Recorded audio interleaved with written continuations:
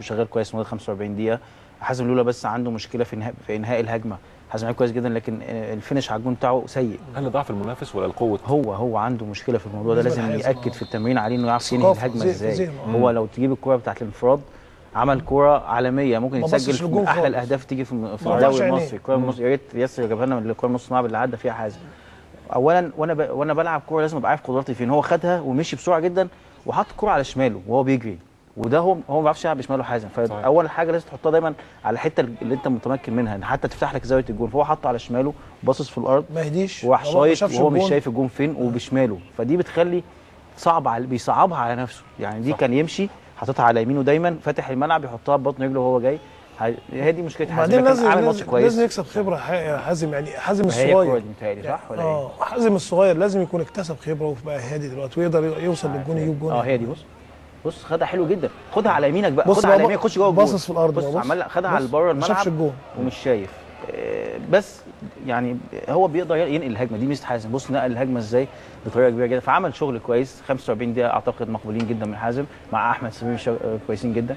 هي بس دي بص يعني عمل كل حاجه حلوه جدا. هنا خدها على يمينك على طول وخش جوه الملعب ما تاخدهاش. لا بص على عينيه بص مش شايف الجون فين. بس القطعه لجوه او القطعه من اليمين للشمال دي تعليمات مدير فني ولا هو دي اللاعب؟ لا هو دي بتاعت لعبه. دي بتاعت اللعبه لان حازم ما بيعملهاش كتير. حازم بيلعب على الطرف ما بيحاولش يخش جوه كتير. ده قراره. بص يعني هو لقى نفسه في الحته لقى نفسه ماشيه في الحته نفسه مشيت معاه في الناحيه دي. هنا بص دي بعد دي لازم اول خطوه ليه يخش جوه الملعب لجوه كده عشان يبقى الجون كله في وشه. هو خدها لبره غلط جدا. وبعدين عماد سهل له يقدر يحطها في الدقيقه ببطء. هو بيلعب بشماله. هو صعبها على نفسه في الدقيقه. بس طبعا عمل شغل كويس فيها جدا. الناحيه اللي ورا جمعه مشهور كلها اغلب هجمات نادي الزمالك من عندها. صح. اغلب هجمات نادي الزمالك. هو لازم طبعا كابتن عماد سليمان لازم يكون اكيد شايف النقطه دي ويقدر يفكر فيها يقفلها ازاي. يعني لازم جمعه مشهور يا اما يبقى ينقل قطاوي ناحيته يبقى هما الاثنين يقفلوا الحته ديت.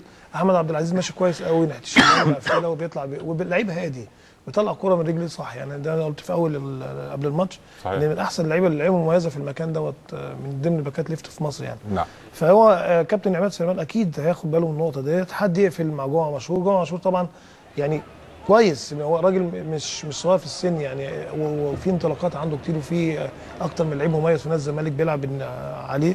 فلازم يبقى في حد يساعده فيها. نعم. كابتن حازم هل تفوق نادي الزمالك في الشوط الاول نظرا لقوه نادي الزمالك في هذا الشوط ولا الضعف برضه طلائع الجيش وعدم وجود تجانس عدم وجود خطوط متكامله بين نادي طلائع الجيش بعضها البعض؟